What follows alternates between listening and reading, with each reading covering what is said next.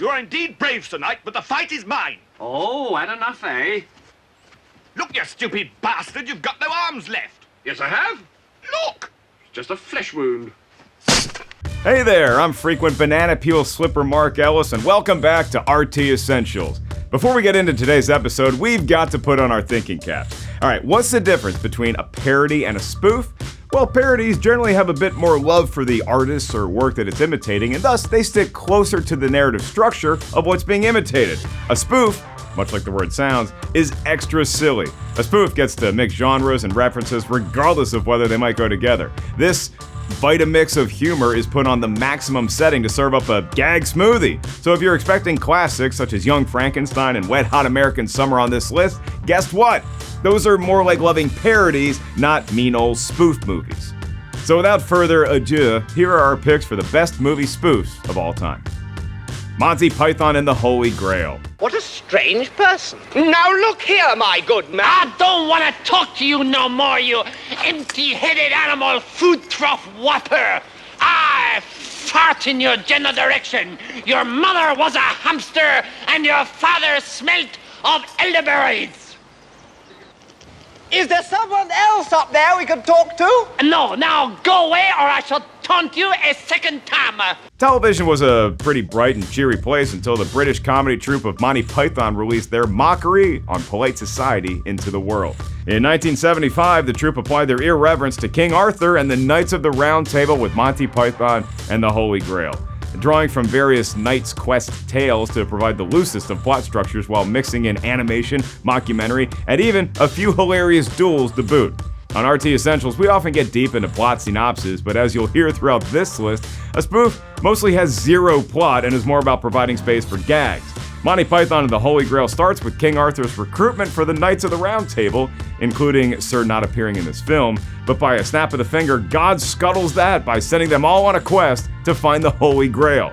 And while the plot does concern a quest, what we all remember and love about the Holy Grail are the ludicrously long discussions of sparrows and carrying coconuts and how to determine if someone is in fact a witch or a duck. Did you dress her up like this? No! Yes. I bet. She has got a wart. What makes you think she's a witch? Well, she turned me into a newt. A newt? Got better. While Monty Python is poking fun at old legends, they're also spoofing stuffy cinema at large, not allowing a single second, let alone the opening credits, to go by with any seriousness whatsoever. At the very start of the film, plain and stately film critics get hijacked by subtitlers looking for their Scandinavian moose. Those subtitlers are sacked, their replacements are sacked, and eventually more than 40 llamas receive credit above the film's directors. Though Holy Grail keys in on one genre, it doesn't mimic the stateliness. And after giving us something completely different, Monty Python changed comedy forever, as an obvious influence on modern comedy mainstays like Saturday Night Live and The Simpsons.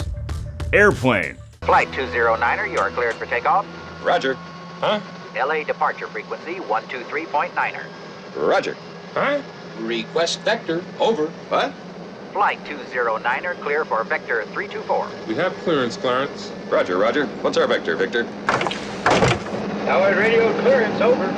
The writer-director team of Jim Abrahams and brothers David and Jerry Zucker, or Zucker, Abrahams and Zucker, or ZAZ, Zaz, created the template that most of us think of when someone says spoof, a conveyor belt of jokes which ultimately just make fun of anything popular. These movies use the confines of a specific genre that's been cranked out by Hollywood at the time as the backdrop for non-stop gaggery. It also includes movies outside of the genre that's getting some ribbing as well. For instance, Airplane, released in 1980, used the familiarity we have with disaster franchises like Airport and Earthquake to toss in gags involving movies that have nothing to do with the genre it mocked, like Saturday Night Fever and From Here to Eternity. Like disaster movies, what little character arc exists in Airplane is attached to a romantic couple. Julie Haggerty is a stewardess who's just broken up with her boyfriend, played by Robert Hayes, who is afraid of flying due to his war days. The former pilot follows her onto a flight, and once all the pilots get sick, he is tasked with landing safely for the passengers and crew. The stewardess said... Both pilots? Can you fly this plane and land it? Surely you can't be serious. I am serious. And don't call me Shirley. Doctor, I've checked everyone. Mr. Stryker's the only one.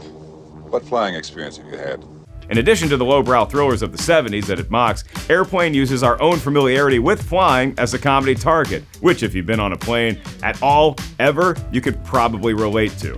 Parking zone misunderstandings, overly talkative passengers, and bad airplane food. And I think it's even gotten worse since 1980.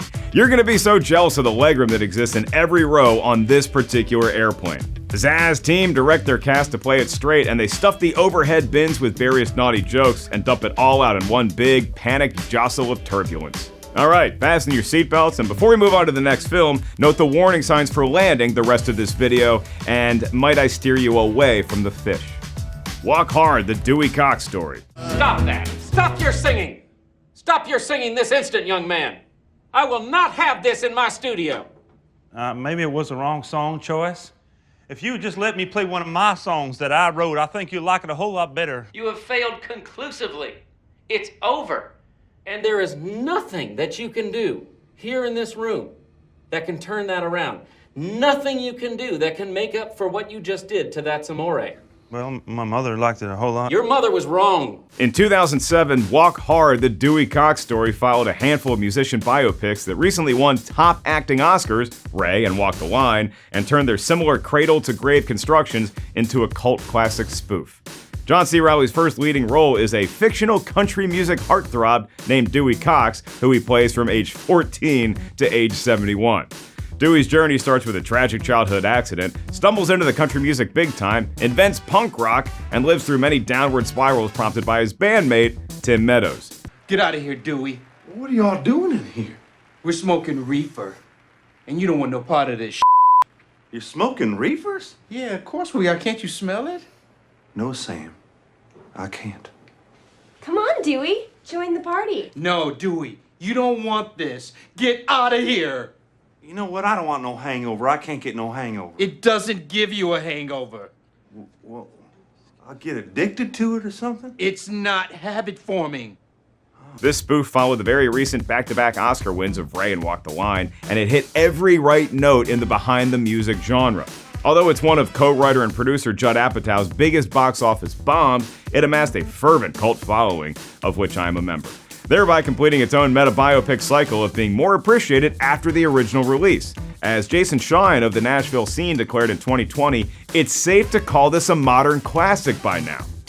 Spaceballs. Prepare to die.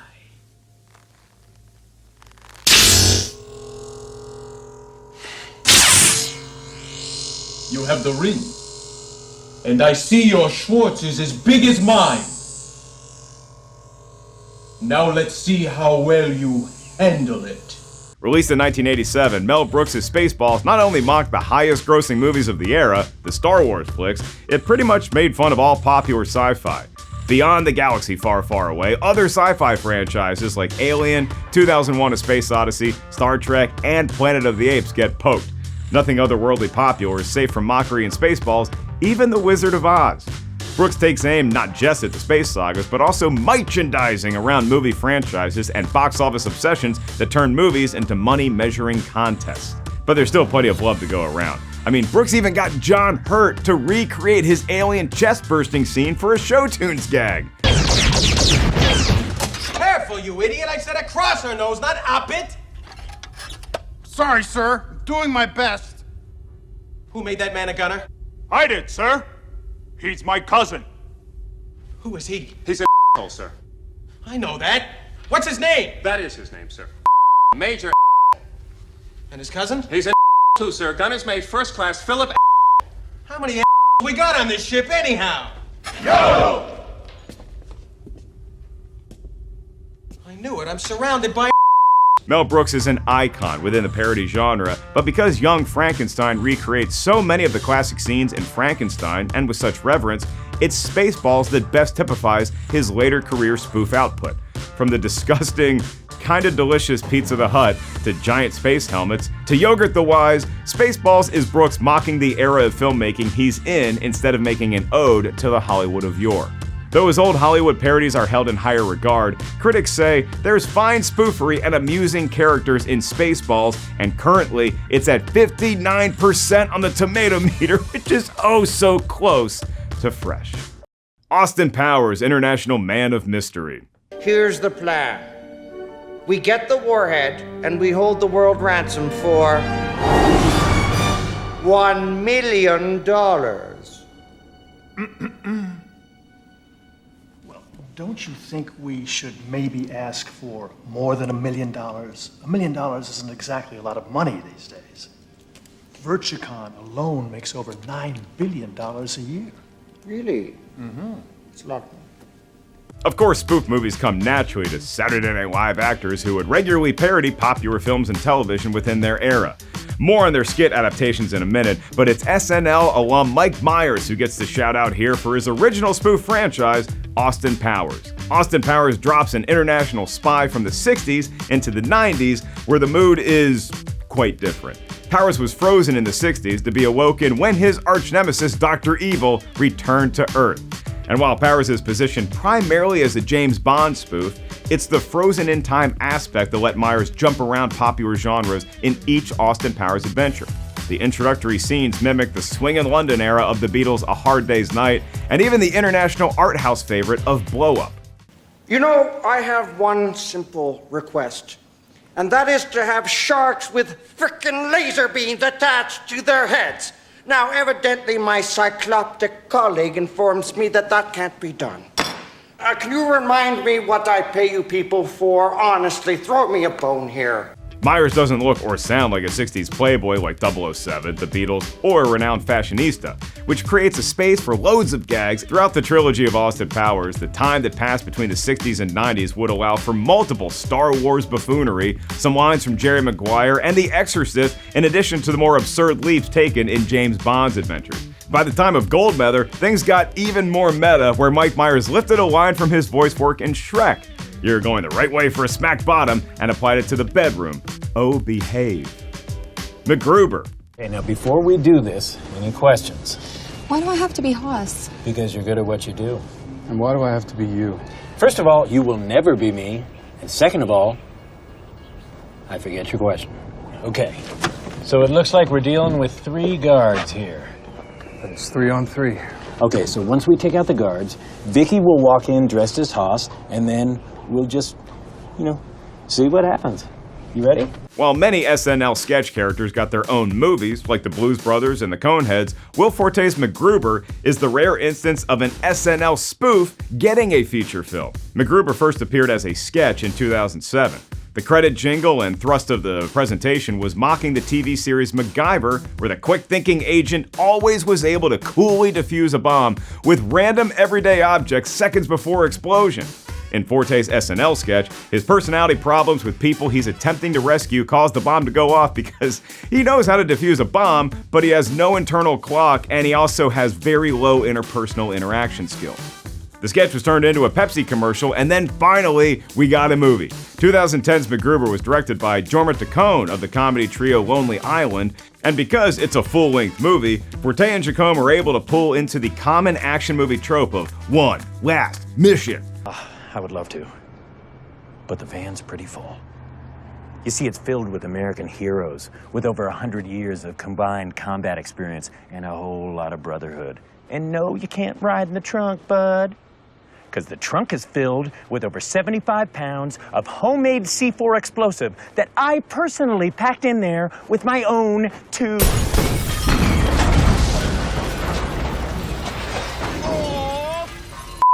At the start of Macgruber, Forte plays a former special operative who is called back into action to take down his arch-enemy, Dieter von Kuth, played by Val Kilmer. Aided by SNL alum Kristen Wiig as Vicky St. Elmo, Macgruber not only has more explosions than SNL could afford, but also has more raunchy scenes than could ever air on network TV, even at 11:30 p.m. That too hot for TV approach made critics say it too often mistakes shock value for real humor, but Macgruber is better than most SNL films. Macgruber was a box office bomb that's grown to have a large enough cult following to spawn its own series and upcoming sequel streaming on Peacock. Hollywood Shuffle. Alec, they've murdered your only loving Fool! Yes, I Come hither. They have murdered my daughter. My daughter. Oh, my daughter. Let's pause here to dive into a different type of spoof. We've already established that Hollywood can make fun of itself, but how about when it does it with fake movies within a broader comedy? Kind of like Picture in Picture, except it's spoof within satire. Most of these movies are made by deeply entrenched talent like Ben Stiller's Tropic Thunder. So let's go a little earlier to a Hollywood satire made by a struggling actor, Robert Townsend, who held nothing back in Hollywood Shuffle. Rife with uncomfortable spoofs and truths, Hollywood Shuffle pulls from Townsend's own experience of auditioning for roles in a post-Eddie Murphy Hollywood, where all the studios wanted was an Eddie Murphy type. In real life, Townsend had auditioned for Saturday Night Live the same year as Murphy and was not in the cast. As an actor, he was discouraged by the type of typecasting roles he was being offered. By 1987, Townsend co-wrote, directed, and starred in Hollywood Shuffle, which follows the exploits of an up-and-coming actor, but pauses throughout the film to skewer the featured roles that Hollywood had offered black actors. The film uses a stereotypical audition to segue to an instructional video for black movie acting where white instructors show black actors how to act out Hollywood stereotypes correctly for the bulk of the roles being offered at that time. Learn Jive Talk 101. You motherfucking jive turkey motherfucker. All right, that's good. You work. All right, you try it. You fucking mothers.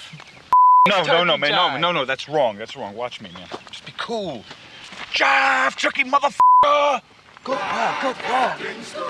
That's only the beginning. The comedy even pauses at one point to mimic a Siskel and Ebert at the Movies episode, where black movie reviewers, Speed and Tyrone, review made-up versions of Amadeus, Indiana Jones, and Dirty Harry for sneaking in the movies. Townsend also uses Hollywood Shuffle to dream up the roles he'd like to play, with versions of Shakespeare, a made-up superhero, and his own take on Rambo named Ram Bro. This is all on the way to imagining his 5th Oscar win, completing that quest for gold requirement of Hollywood spoofs. Townsend's endless ribbing of the industry and what it had to offer black creatives was a pioneering comedy, which was also the writing debut of Keenan Ivory Wayans. Wayans would go on to direct his own blaxploitation spoof the following year, I'm Gonna Get You Sucka, the first step towards cementing the Wayans family in the spoof genre. So that's a handy segue to our very next movie, Scary Movie. I could be anywhere. I'm like the wind, baby. Yeah. Where am I? You're behind the couch. What? How do you know that? I can, see your feet. Okay, turn around. Close your eyes. No peeking. Scary Movie was co-written by Sean and Marlon Wayans and directed by Keenan Ivory Wayans. Scary Movie would become a spoof franchise, like most of the horror movies that it mocked. The franchise actually lasted so long that it changed alongside horror tropes, going from teen slashers like Scream and I Know What You Did Last Summer to the torture movie cycle that started with Saw. Anna Faris and Regina Hall starred in all 4 of the Scary movies, but it was Carmen Electra who recreated the Drew Barrymore Scream opening, which, much like the movie it mocks, is one of the best openings to a movie spoof.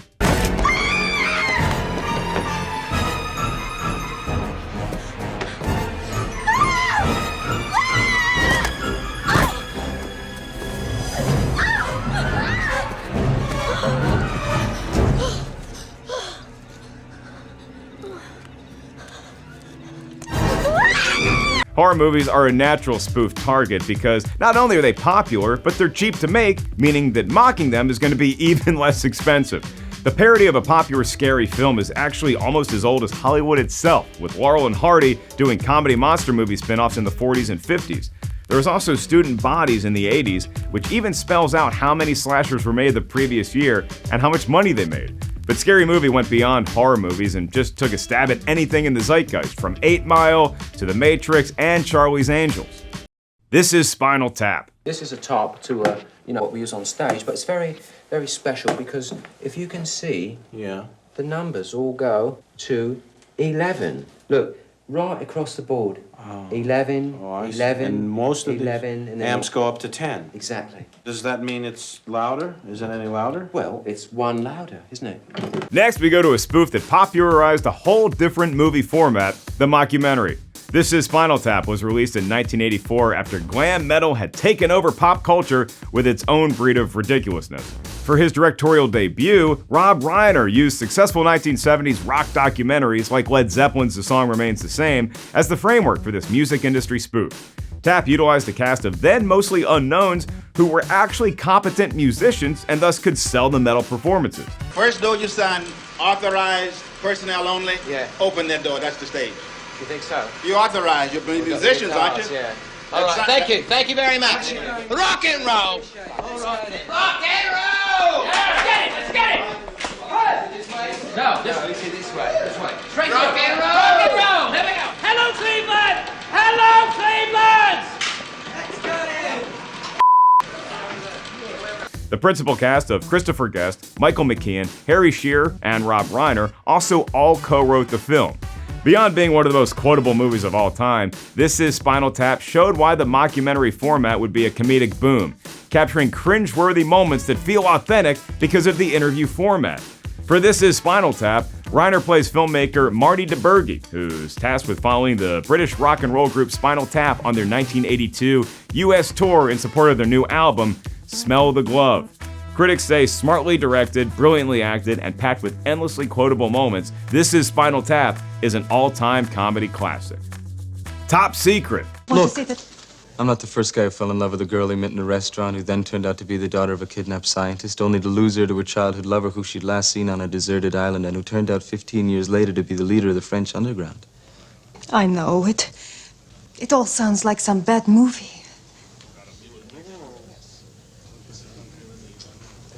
Let's come full circle and end the back half of this list with a cult favorite Zaz film, Top Secret. Top Secret was the film debut of Val Kilmer, who stars as a crooning rock star, Nick Rivers. After a hip-shaking performance, Rivers gets swept up in international intrigue in an unfolding war plot. Part of the reason Top Secret is so beloved by spoof fiends is because it pulls from a whole pantry of movies and genres instead of sticking to an actual recipe. From Elvis Presley movies to Cold War thrillers, 1960s beach comedies, World War II movies, and more recently successful flicks like The Blue Lagoon, there wasn't a time period or genre to hold onto for structure, so you just had to go to where the jokes were taking the audience. And while that incoherence was cause for box office failure, it was perfect for video store or cable TV discovery. It's the way I found it.